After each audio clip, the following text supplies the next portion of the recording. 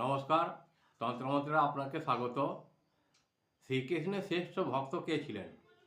অর্জুনের অহংকার ভাঙতে কৃষ্ণ দিলেন তেল ভর্তি একটি পাত্র। এর অর্থ জানলে চমকে যাবেন। একদিন অর্জুনের মনে একটু অহংকার হলো। তিনি ভাবলেন, আমি সারাদিন কৃষ্ণের সাথে থাকি, আমি তার সেবা করি, নিশ্চয়ই আমি তার পরম ভক্ত।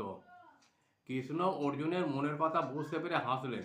তিনি বললেন, অর্জুন, চলো, কাছেই এক গ্রামে এক কৃষক থাকে, তার সাথে দেখা করে আসি। সে আমার পরম ভক্ত। অর্জুন মনে মনে ভাবলেন, একজন কৃষক যে সারাদিন চাষবাস করে, সে আমার চেয়েও বড় ভক্ত হয় কীভাবে?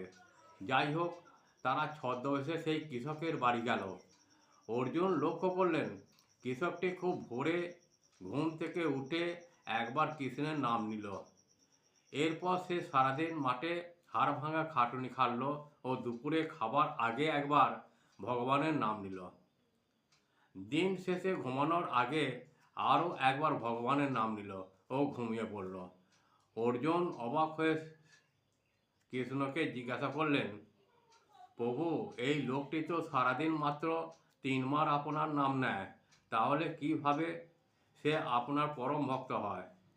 শ্রীকৃষ্ণ অর্জুনকে একটি কাজ দিলেন। তিনি বললেন, এই তেল ভর্তি পাত্র নিয়ে তুমি সমগ্র গ্রাম ঘুরে এসো, যেন এর থেকে একটুও তেল মাটিতে না পড়ে। অর্জুন খুব সাবধানে পূর্ণ তেলের পাত্র নিয়ে গ্রাম ঘুরে এলেন। এক ফোঁটা তেলও পড়ল না। ফিরে এসে তিনি গর্বের সঙ্গে বললেন, প্রভু, আমি সফল হয়েছি। শ্রীকৃষ্ণ জিজ্ঞাসা করলেন, এই গ্রাম ঘোরার সময় তুমি কতবার আমার নাম নিয়েছ? অর্জুন লজ্জিত হয়ে বললেন, একবারও না প্রভু। আমার সমস্ত ধ্যান ছিল ওই তেলের ওপর। তখন শ্রীকৃষ্ণ অর্জুনকে জীবনের শ্রেষ্ঠ শিক্ষাটি দিলেন। অর্জুন, ওই কৃষকটির সংসারের বিশাল দায়িত্বের মধ্যেও এই তেলপূর্ণ পাত্রটি মাথায় নিয়ে চলেছে, তবুও সে দিনে 3 বার আমার নাম নিতে ভোলেনি। আর তুমি একটি পাত্র নিয়ে আমাকে ভুলে গেলে। তাই প্রকৃত ভক্ত সেই যে সংসারের সমস্ত দায়িত্ব সামলেও মনের এক কোণে ঈশ্বরকে ধরে রাখে। যদি আমার এই প্রয়াসটি ভালো লাগে, তাহলে আমাকে একটা শেয়ার, লাইক ও সাবস্ক্রাইব করতে ভুলবেন না।